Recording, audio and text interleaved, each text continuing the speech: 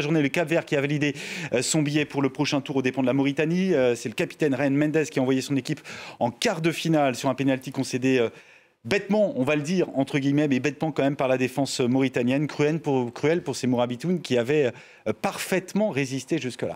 Oui, ils avaient résisté, ils avaient résisté, ils avaient même eu une très belle occasion sur laquelle ils ont touché un poteau. À l'heure de jeu, oui. Oui, à l'heure de jeu. Et c'est ça qui leur a manqué, en fait, de l'efficacité dans les deux surfaces. C'est vrai que le penalty, c'était un entrant, il était entré 5 minutes plus tôt, je crois. El Weli. Et sa tête n'est pas bonne dans la direction du gardien.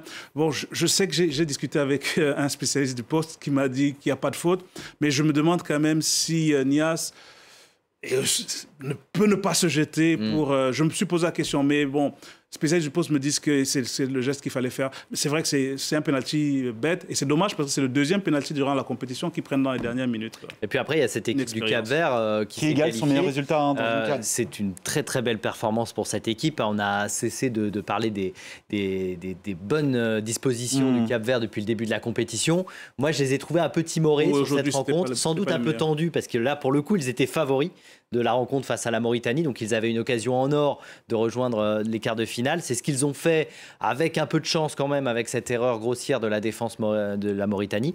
Mais c'est vrai que c'était pas le Cap-Vert du premier tour. Voilà. Mais sans doute parce qu'il y avait de la tension. Et au contraire, j'ai trouvé des joueurs de la Mauritanie assez libérés, qui ont montré qu'ils étaient capables de faire de bonnes choses. Et honnêtement, coup de chapeau à cette équipe de Mauritanie qui, lors de cette compétition, a remporté sa première victoire dans l'histoire.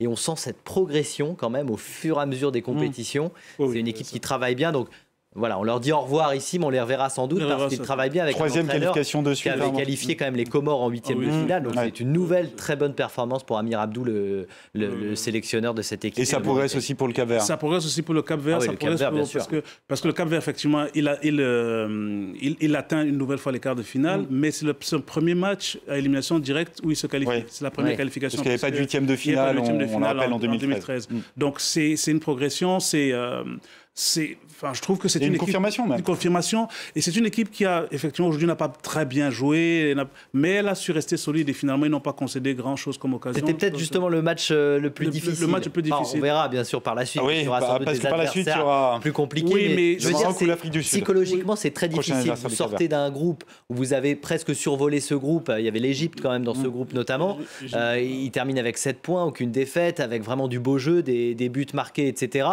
Et vous arrivez face à la Mauritanie en position, encore une fois, de favori, de super favori. Donc il faut quand même ce déclic. Une fois qu'on passe les huitièmes de finale, après, c'est presque du bonus en fait. Et puis, il faut quand même signaler le travail de Ryan Mendes parce que finalement, c'est un vrai leader dès le départ avec ce jeu toujours vertical, aller toujours chercher à faire mal dès sa première prise de balle.